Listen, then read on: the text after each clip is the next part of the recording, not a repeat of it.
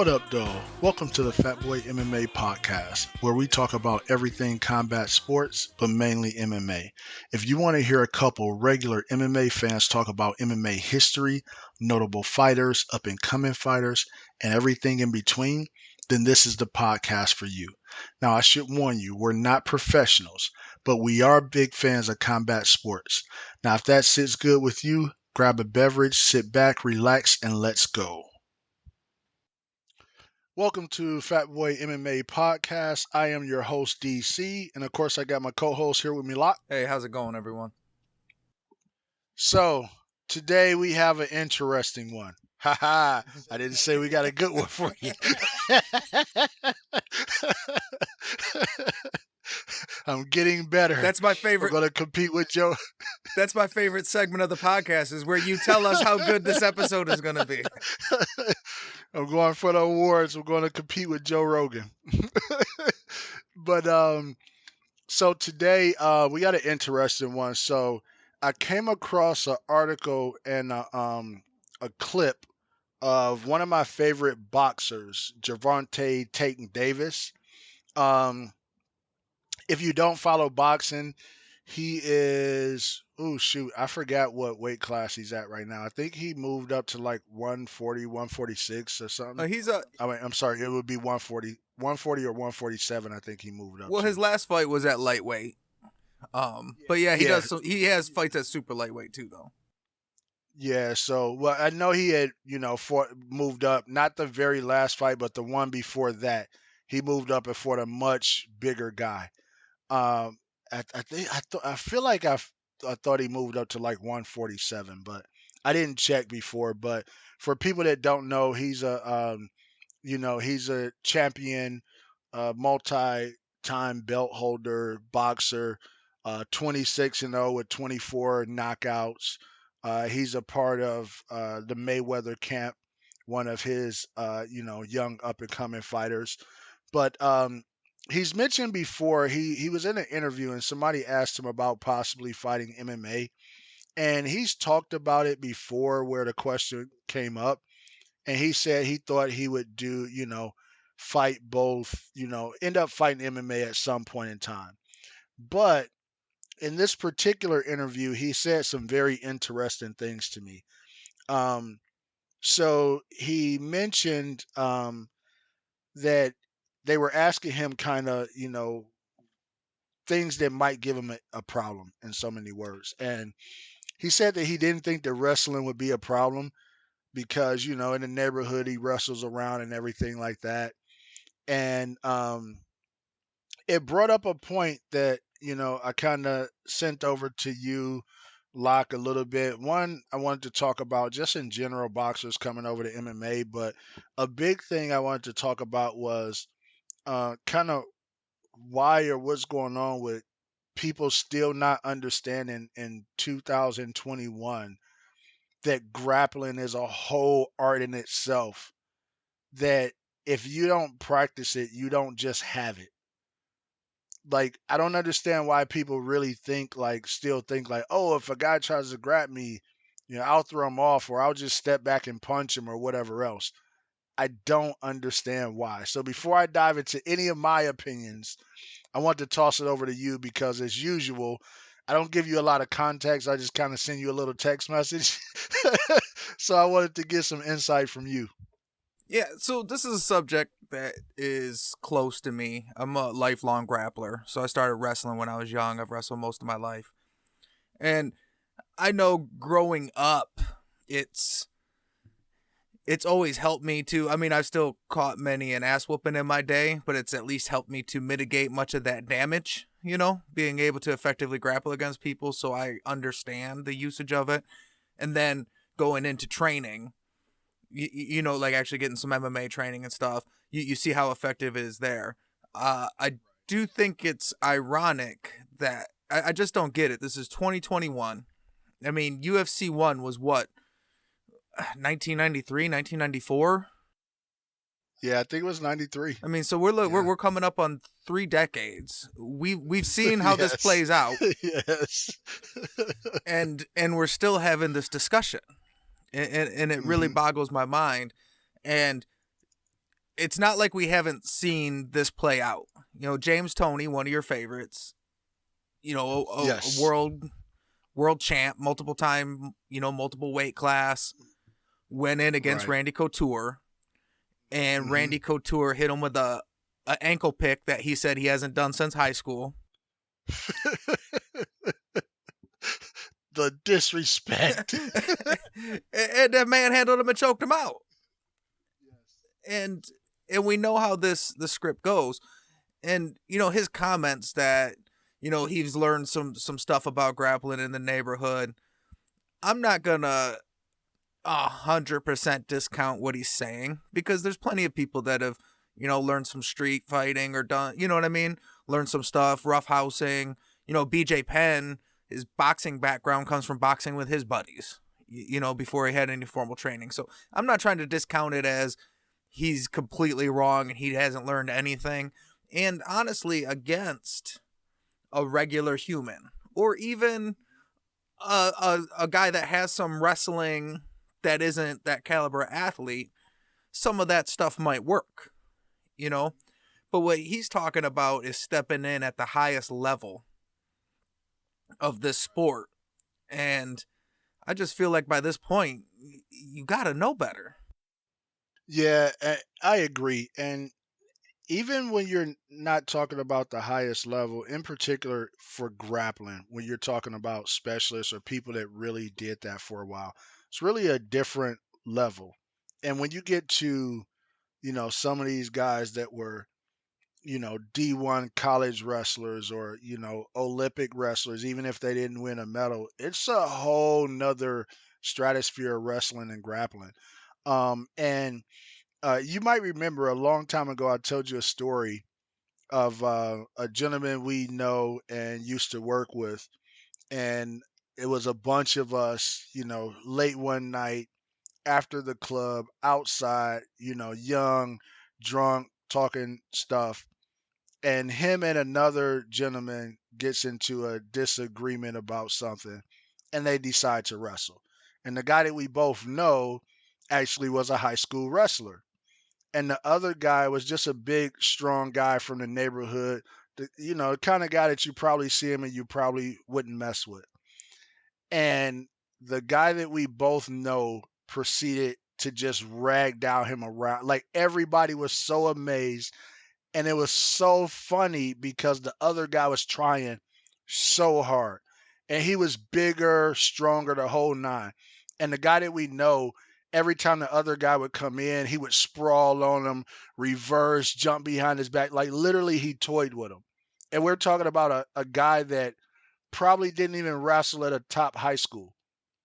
Probably Right. probably never qualified for states. I'm not, and that's my boy. Exactly. Yeah. I'm not shitting on him. Yes. I wrestled Yes. in high school Yes. too. I'm just saying we are not talking about world class. We're talking about a guy that has a few years of mat time.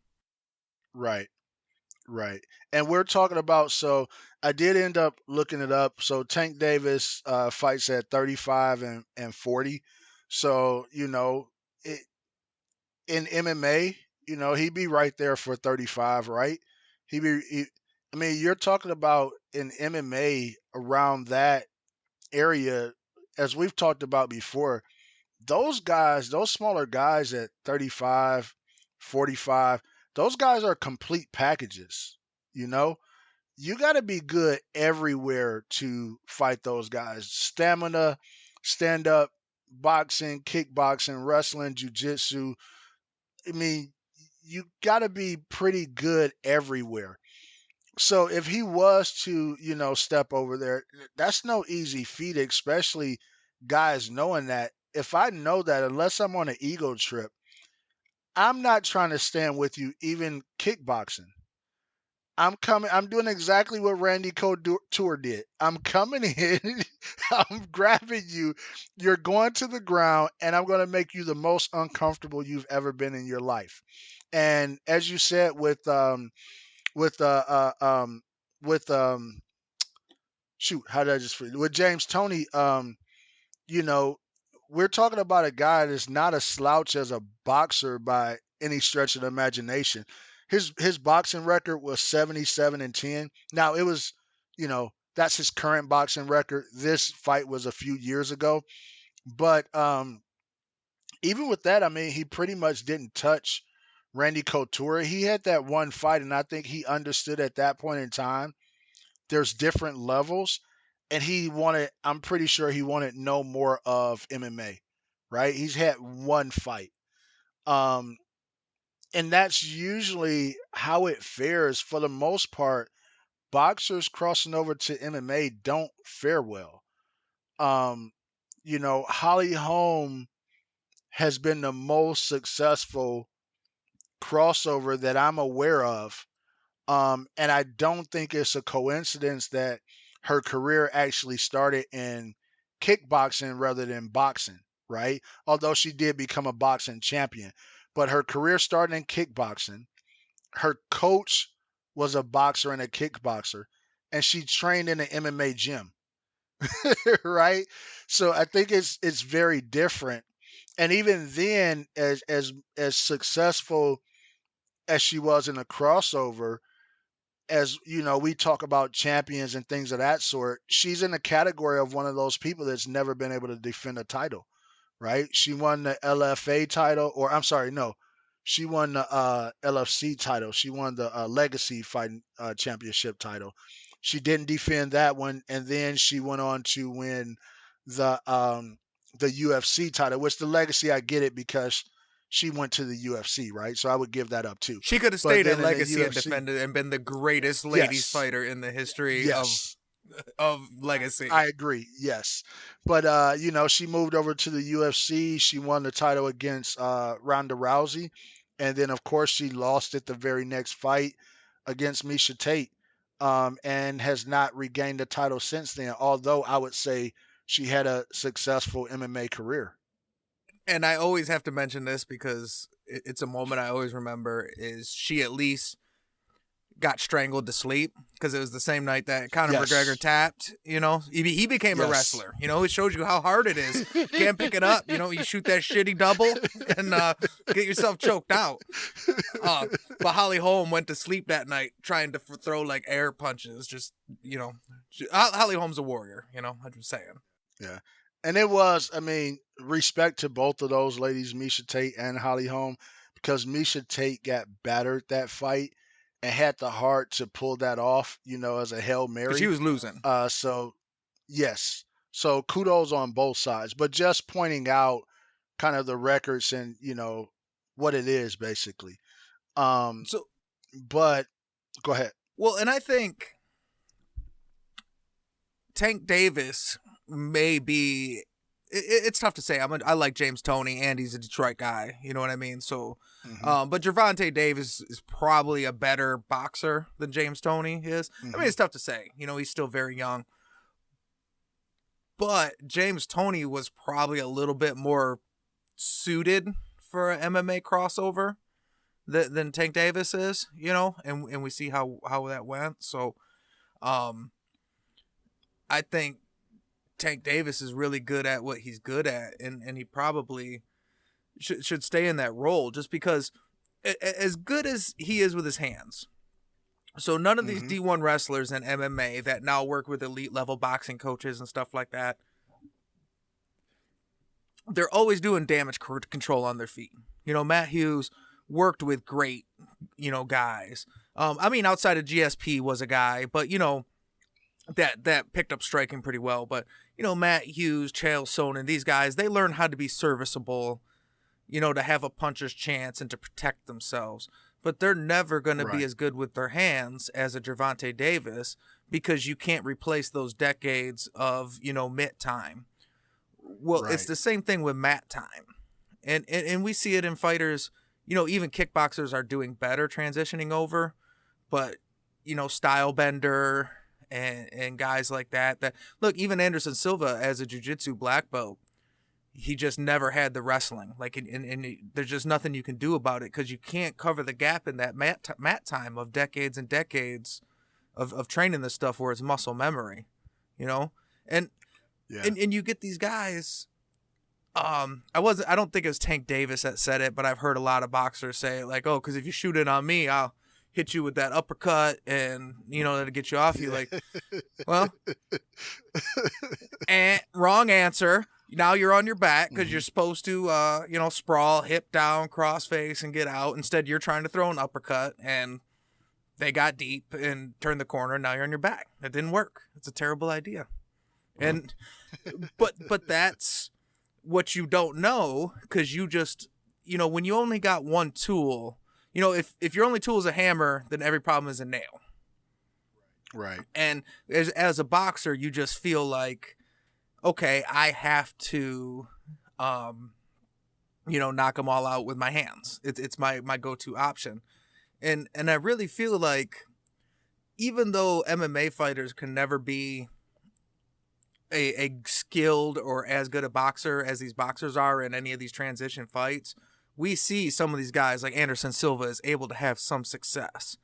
And Right. even though the boxer typically always will beat the MMA guy in a boxing match, an MMA fighter has a better chance against a boxer in a boxing match than a boxer has against an MMA fighter in an MMA match.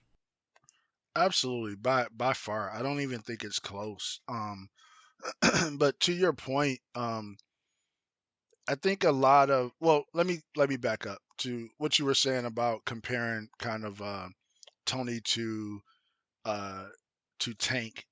The biggest edge I think that I would give to Tank is not his skill, because James Toney was very, very skilled, especially in the early days. I think James Toney issue was more, he was one of those guys that just didn't like putting in the work. For him, work was just sparring, right? And he'll tell you that. Tank Davis is a workhorse because he's the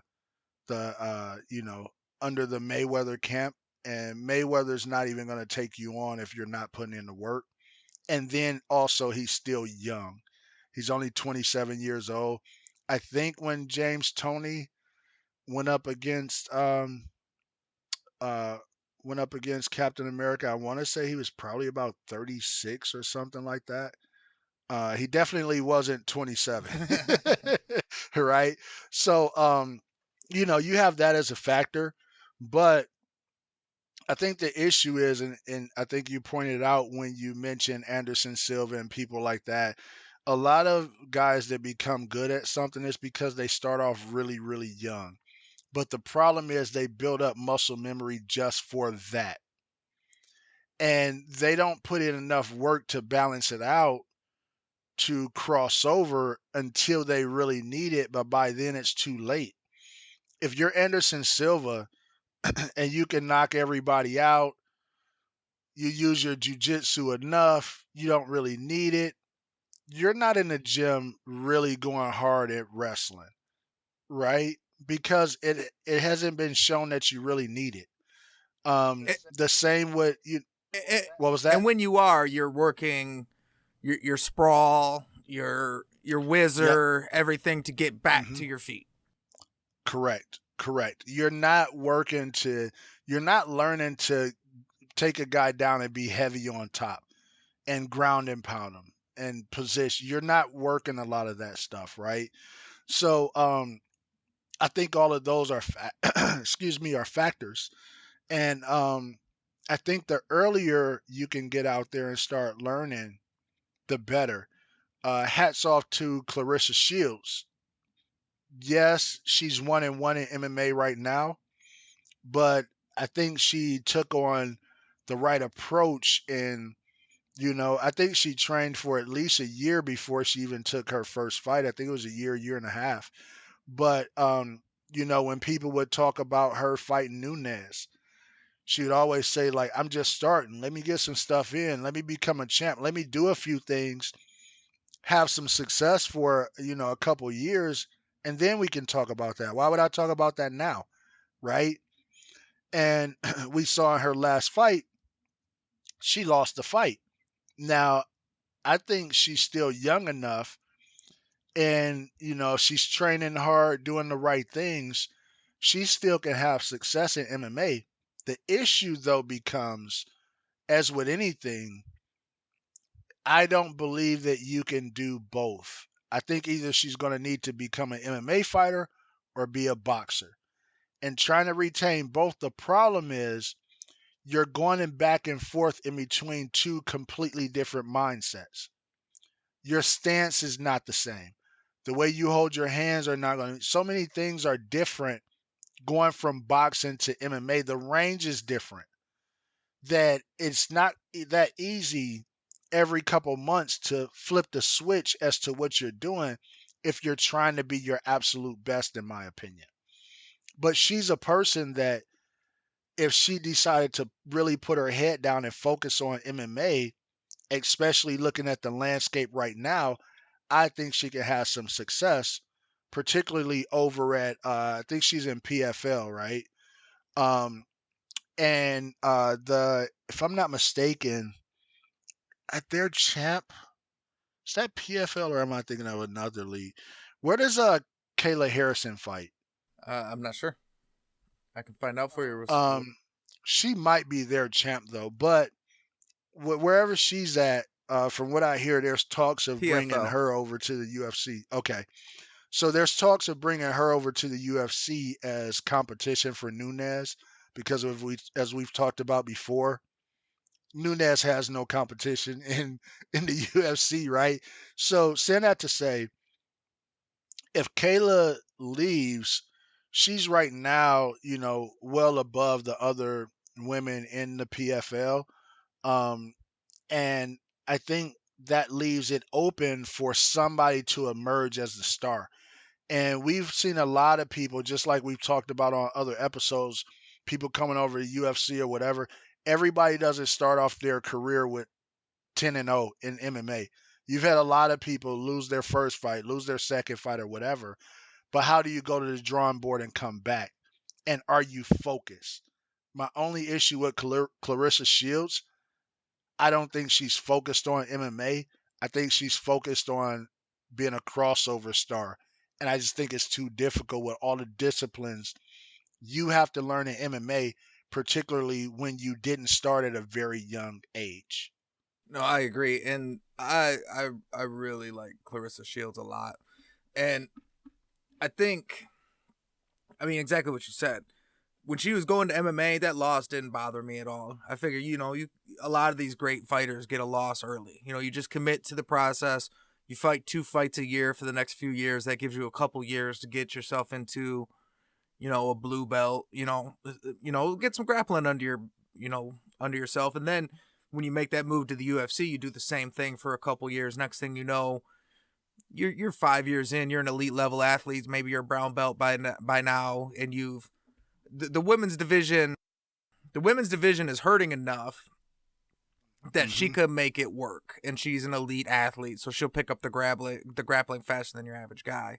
But the flipping back and forth, I just don't see it, because what's going to happen is you're not going to be great at either. And if that's what you're going to do, I would rather see her just stick with boxing and become the next best female boxer ever and stay in that lane, or come over to MMA and commit to that. Now look, if she can pull it off, that would be fucking dope. And I don't want to count her Right. out. But we've already Phenomenal. seen, you're losing split decisions in the PFL. Hmm. You know what I mean? This is going to be tougher than you thought.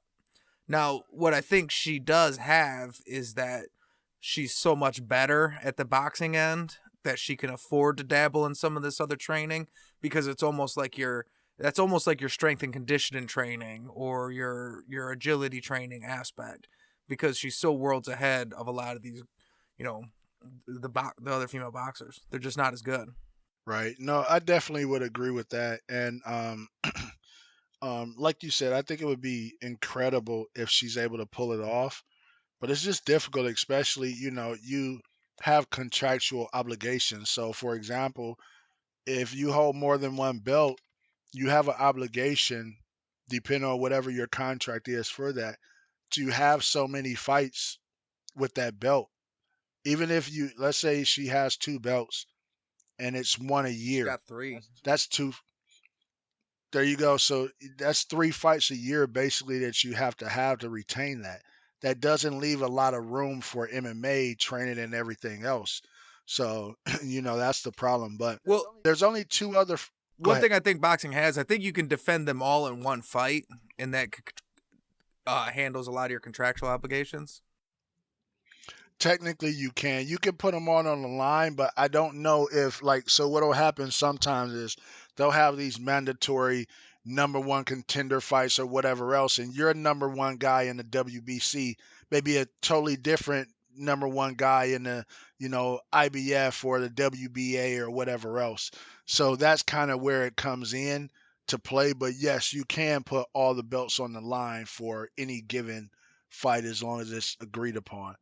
Because they're making, I don't remember which one it is, but one of them's making Tyson Fury take a fight because he wanted to wait out for the Olenek Joshua fight. He wanted one of hmm those dudes, or he wanted Olenek and Josh, or whichever way he wanted one of them. Now they got the rematch, and he was just gonna hmm sit out, and they're like, "We'll strip you if you do it. You got to fight somebody, man." Exactly.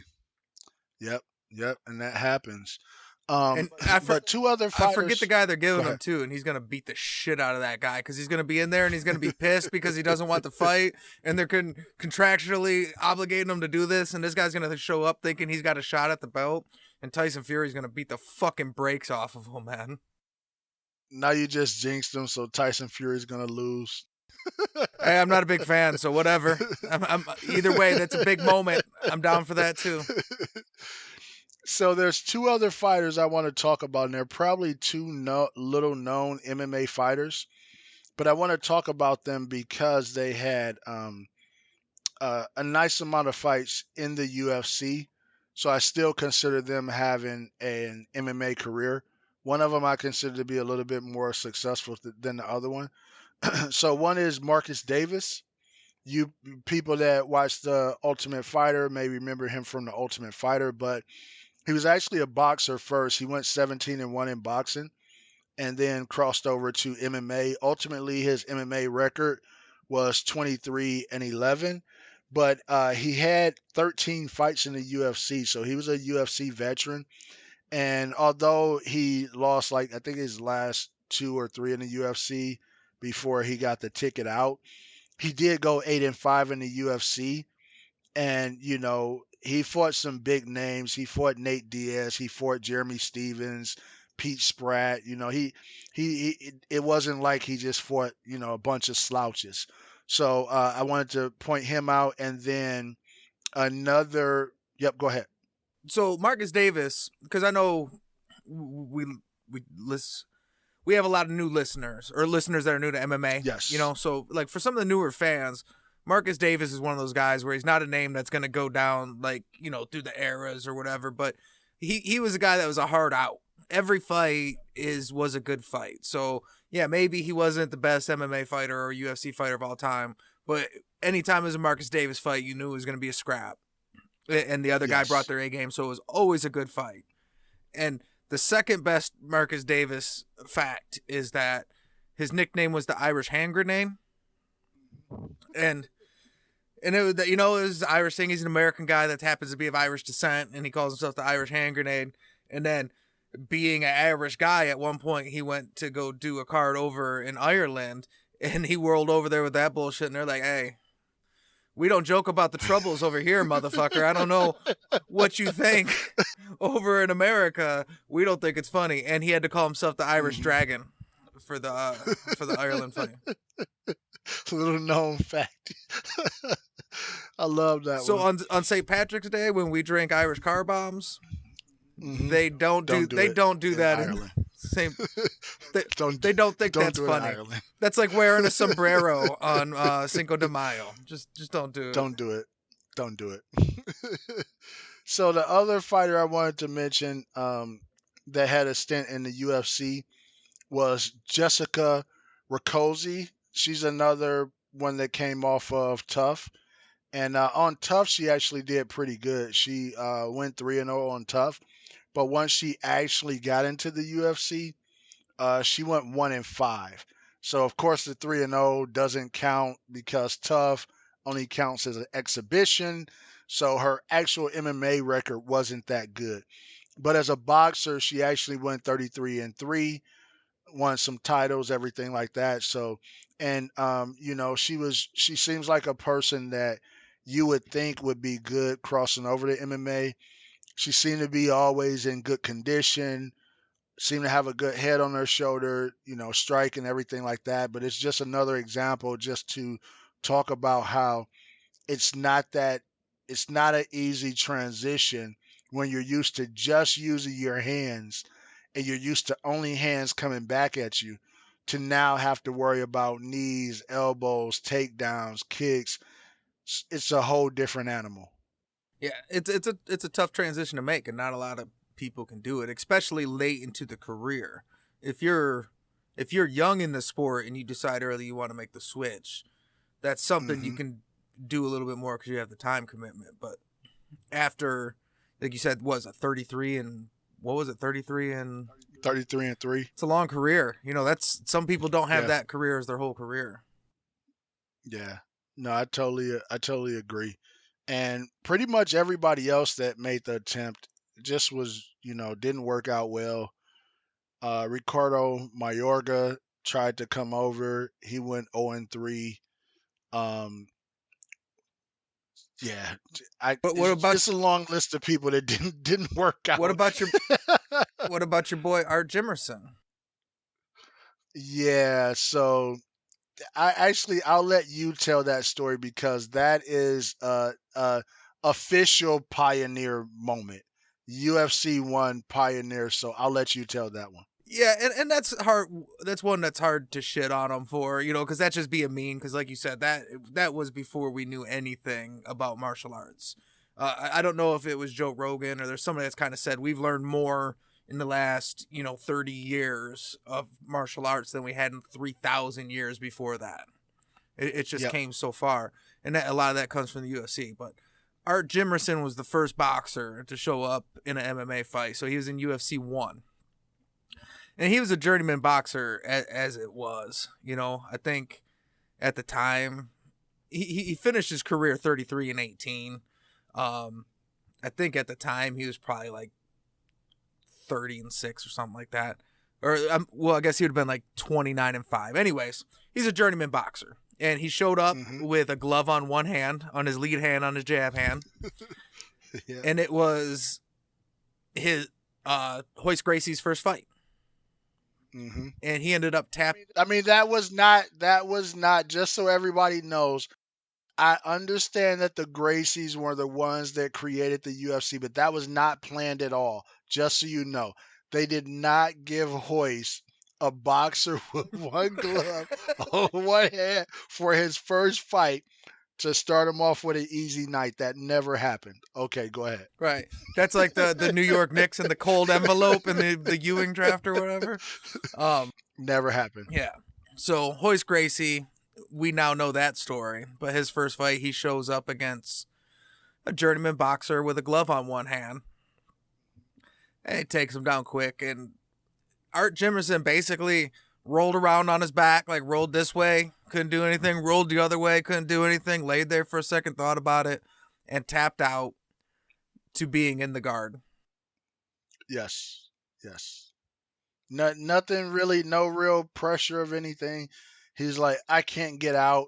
It's like back in the day when you have a like a bad little brother or something, and this is what I used to do to my little brother.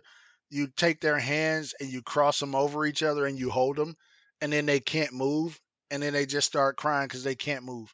There's no pressure. There's no force. You didn't hit them. They're just upset that they can't move. Because when I think about it, I didn't rewatch it. I didn't think of Art Jimerson until we were just bullshitting. But I don't even think Hoist Gracie wasn't even like heavy, like chest to chest on him. I think he was just in the guard, like tight on him to where he couldn't move a lot, but he wasn't really leaning on him. He just got claustrophobic. He had never had that happen in a fight. Yeah, and the reason why that's so relevant is because, as you mentioned, so that was in the first UFC 1993. As you mentioned, we're almost 3 decades after that, and he gets a pass because a lot of people didn't know, especially here. Being a kid back then, in America, the only thing that we knew was karate, Bruce Lee, and boxing, right? If you grew up as a kid wrestling, you knew some about wrestling, but we didn't know or understand the world of Brazilian Jiu Jitsu or this level of grappling with submissions or anything like that. And if you didn't grow up a wrestler, wrestling to you was Macho Man Randy Savage, Hulk Hogan, Coco Beware, the Legions of Doom, right?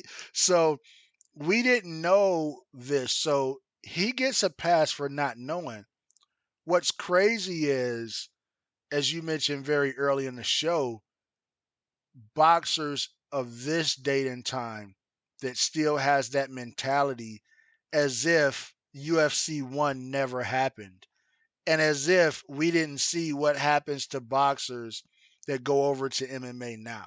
That's what's so shocking and surprising. And it's not like it's a one-off. So there was Art Jimerson. There was the guy Melton Bowen, who was one of the Hmm. first. He was wearing MMA gloves when you didn't need to, just because to protect his hands because he planned on punching so hard, and that's a scary concept. But yeah, Yeah, he was in what, like UFC 4 or something like that. I do, I think he was in UFC 4. I do believe Ray Mercer knocked out Tim Sylvia though.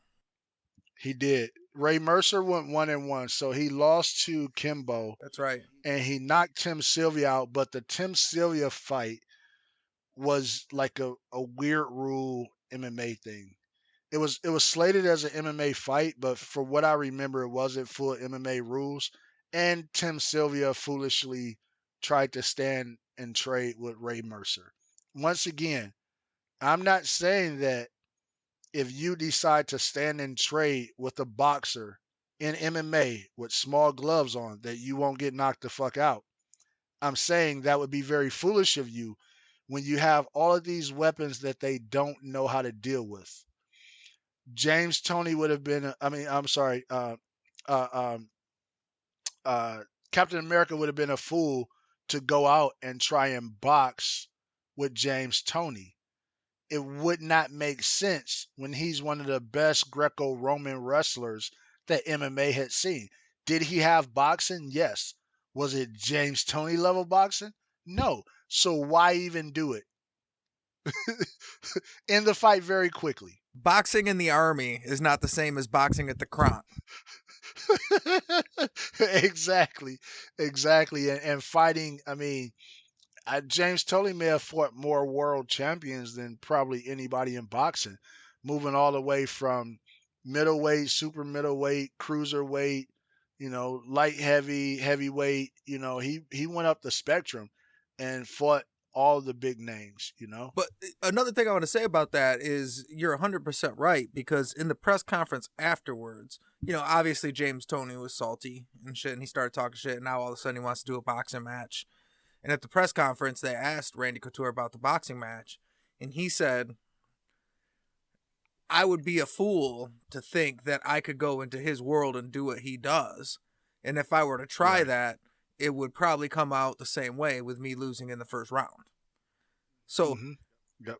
that was like a very self-aware moment, because he's like, look, I wouldn't even, Hmm. you've seen how easy it was for me to wrestle him up, right? How Right. easy do you think it would be for him to outbox me? That's James Toney. Right. He's Exactly. gonna beat the shit out of Exactly. me, and that's the problem. Is sometimes you gotta be self-aware enough to be like, I'm not gonna do that. But some of these guys are warriors, and you have what makes you a world champion and what makes you great at what you do is this inner confidence that you Right. can beat anybody or any situation. And you've probably heard a million times in your life that you can't do this or you can't do this. In the meantime, you're undefeated, rich world champion.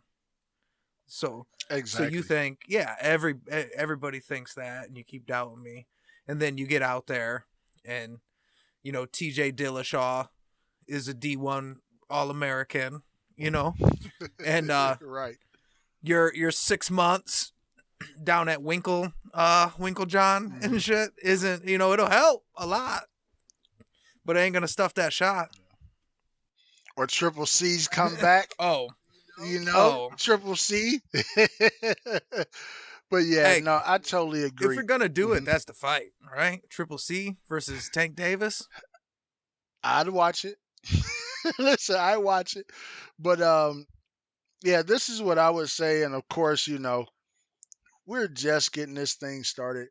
The chances of Tank Davis ever hearing this is slim to none, right? I But think he listens. if I had to give advice, yeah, he's probably a listener.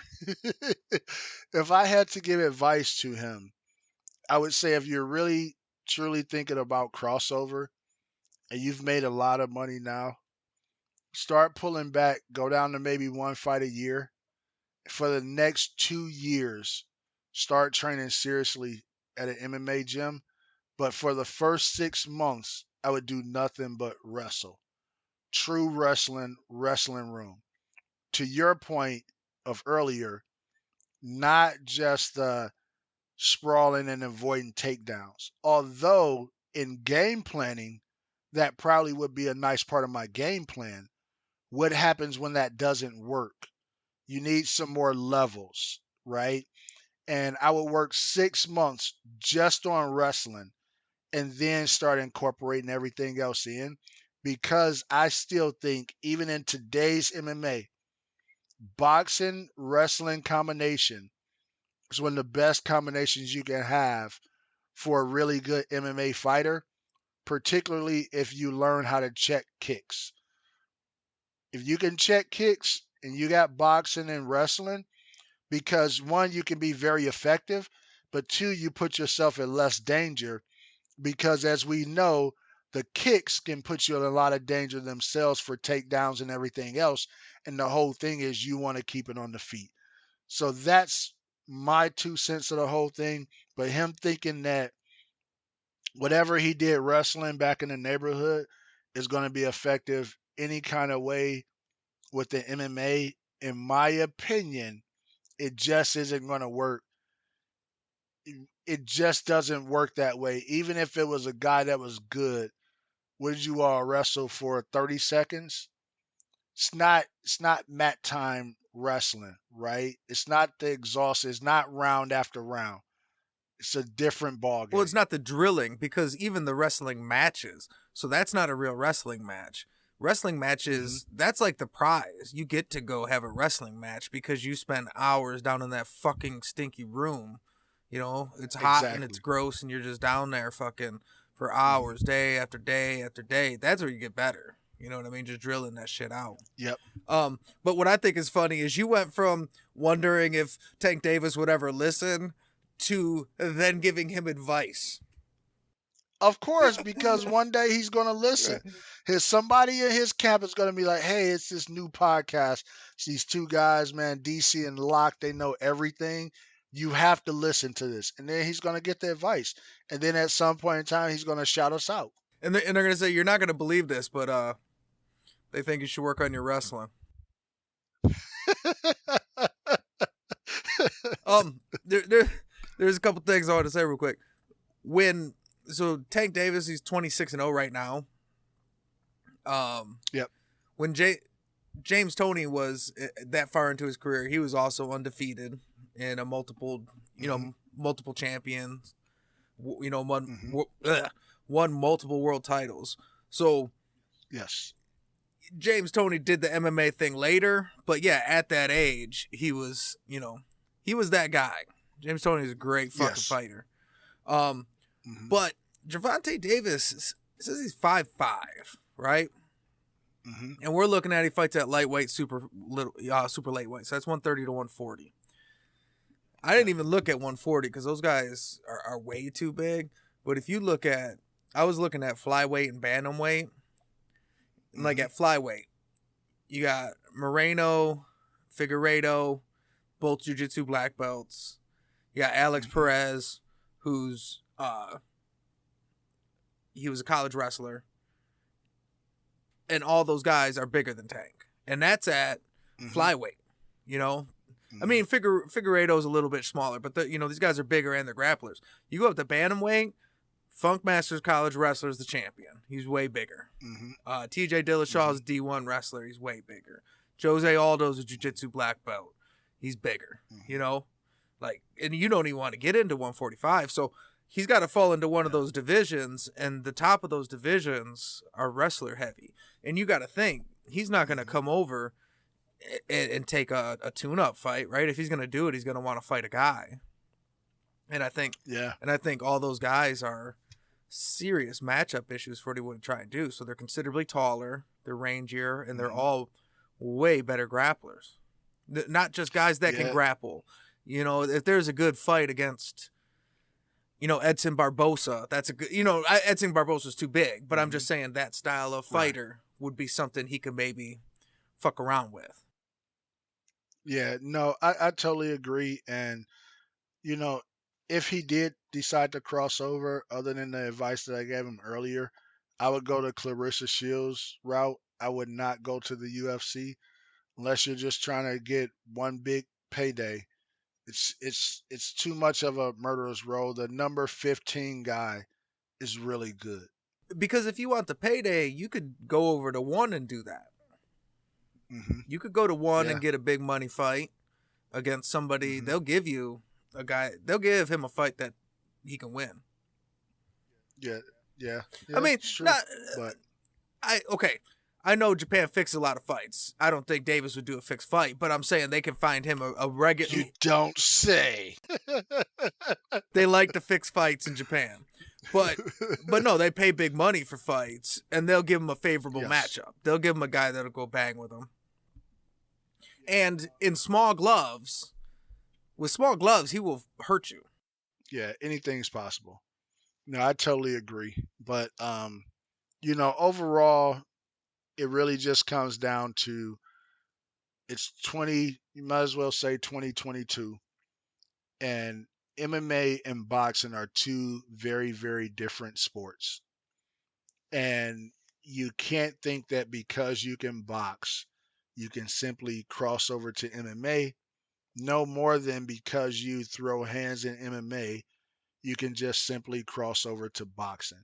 It's not that simple. They're two different sports for a reason.